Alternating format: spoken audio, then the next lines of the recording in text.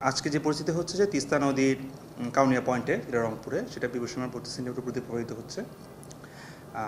তো এই কারণে হচ্ছে যেটা হচ্ছে তিস্তা নদী সংলগ্ন যে জেলাগুলো রয়েছে নীলফামারী, রংপুর, কুড়িগ্রাম, গাইবান্ধা, এগুলো নদীগুলো এই তিস্তা নদী সংলগ্ন এই জেলাগুলো চরাঞ্চল আর নিম্নাঞ্চলে কতিপয় এলাকা প্লাবিত আছে।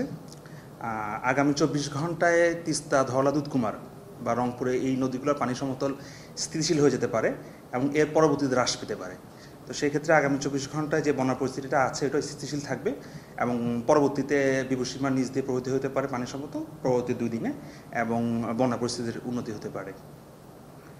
আর সামগ্রিকভাবে রংপুরে অন্যান্য যে নদীগুলো রয়েছে যেমন আপার আত্রাই, আপার করতোয়া, পুনর্ভবা, ঘাঘর, ইছামতি, যমুনা, যমুনেশ্বরী, এই নদীগুলোর পানিও বৃদ্ধি পাচ্ছে, তবে এগুলো বিভূষণের নিচ দিয়ে প্রবাহিত হচ্ছে।